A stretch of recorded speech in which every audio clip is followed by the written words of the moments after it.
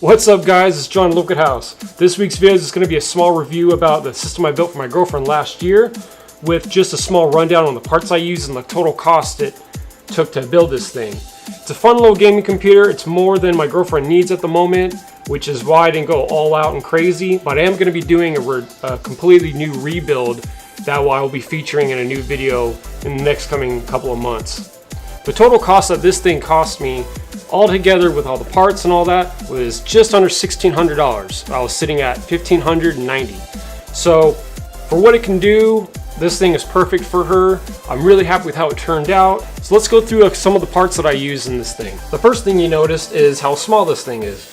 I'm using the Bitfenix Phenom case, and this is the ITX version, not the micro ATX. For the brain of the operations, we're looking at an Intel Core i7 6700K. And I actually got this thing overclocked to 4.6 gigahertz at 1.35 volts.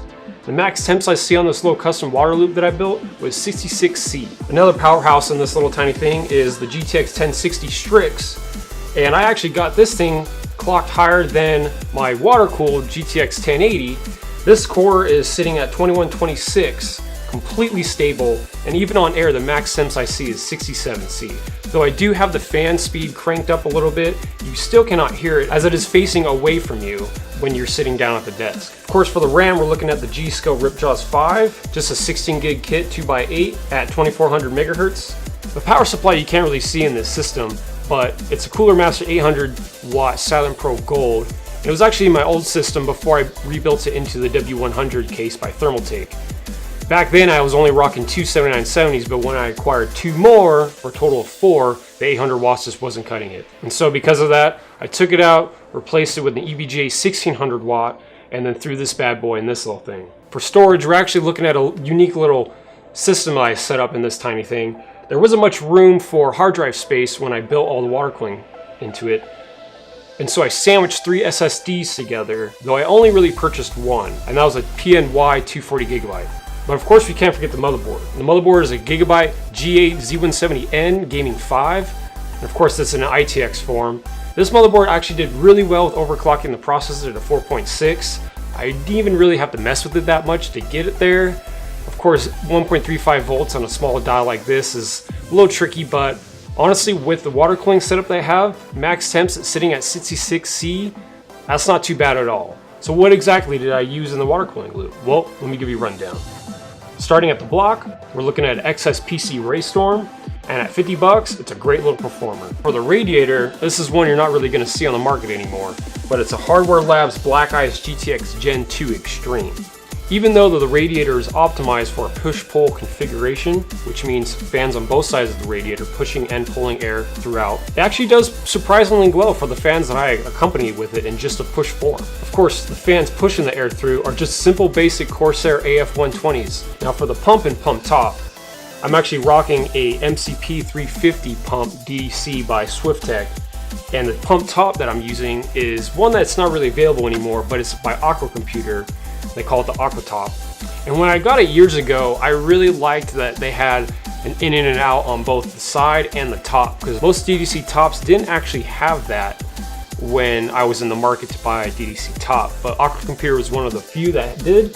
I really appreciated that, and so I got two of them when I had the two DDCs for my own system. Now the reservoir is something that I don't really know exactly what model it is, but I figure it's one of EK's first or second generation reservoirs. And for the fittings, I actually just use Enzotech compression fittings. I had bought like 40 of them, and because they were sitting around, I might as well have used them, so I use them in this thing. Being that my girlfriend, Ellie, doesn't really play as much as I do, I never really felt the need to test the hell out of this thing to see what kind of benchmark numbers it's gonna pull and stuff like that.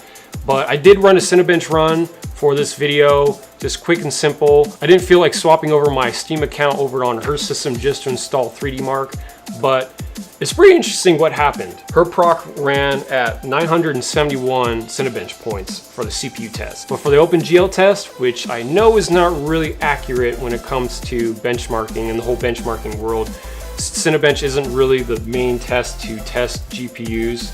That's done with other software, but because I only had Cinebench to use at that time, I just ran it just to see what it would do. It actually got 146.41 frames per second in that little test. Now I find this interesting because I was running my system alongside it as well, and my GTX 1080 with no frequency fluctuations because of temps through GPU Boost 3.0, it surprisingly sat at 114.7 frames per second in that same test. Now, granted, I do have an older proc. Hers is also overclocked higher than mine. I'm almost positive the IPC gain in her proc is apparent in a test like this. That being said, this thing doesn't do much more than just gaming. She hits Lightroom and Photoshop a couple times a week, but for what I do with mine, I appreciate the 2 extra cores in my older 4930K. But even with her playing at 2560 by 1080 on her ultra wide, this thing has not stuttered at all. She can play all the games that she wants and not have a single issue with performance. When I started building the system, of course I had plans to water cool it, so I wanted it to look good for how much money I wanted to put into it. So I decided to mod the case a little bit. I ripped out the hard drive bays and cut out the side panels on both sides, one for a window on this side, and on the other side I actually made a custom cutout for the GPUs to actually get some fresh air. I was actually surprised that Bitfenix decided to ship this case without a graded side panel on the GPU side, because their Prodigy does have a graded side panel so the GPU can get fresh air. But the Phenom, it's pretty much the exact same thing. The GPU would sit in the same place. So I'm a little confused as to why Bitfenix would do that. But it was okay, because I didn't mind making a custom cutout for the GPU. It actually looks really well, matches up perfectly with the Strix card, and I'm pleased with how it looks. I do plan on doing a makeover for this system in the next couple of months. It's going to be in an in-wing case. I won't say yet, because I'm still mapping out everything, but this thing is going to look way better than it is right now. Even though this would be a fun little gaming computer to bring to LANs and stuff like that, but I wanted something a little bit fancier for her. She deserves it. So that's definitely in the books for the future. Speaking of future, next week I do not have a video planned, but I do have something cool for you guys. It's not really PC related, so I hope you guys can bear with me. Because this is my channel, I kind of want to make it my own and personalize a little bit. And so because of that, I will be doing a vlog at a European car show that I'm going to in Las Vegas. This will be my 7th year going, and I'm really excited about it. So I will be doing a vlog style filming throughout the entire weekend, which will be from Thursday to Sunday. I know it's not PC related, but cars and computers are pretty much my 2 biggest passions in life. And so if I have a chance to share it with you guys, I'm going to. And so I hope you guys can appreciate the video. It's okay if you don't like it, but it's mainly for me. I just want to share with you guys how awesome the European car community is that I'm a part of. The funny thing about next weekend and going to Vegas and all that is I will actually be seeing a couple people that I'll be building computers for my channel in the future. So it'll be a good time for me to get everything lined up and ready to go for that. Well, that about wraps it up for this video. I hope you guys enjoyed it. I know it's nothing crazy, but I just want to review my girlfriend's system for you guys, get to show it to you before I tear it down and completely rebuild it. It's a fun little powerhouse. Let me know what you guys think, whether it should be a big computer that you can just leave at home and just enjoy, or a tiny little system that you can take to the LAN. Let me know your thoughts on this video in the comments below, and if you can, like, subscribe to this video, share it around if you can, and I'll see you in a couple of weeks, you guys. See ya.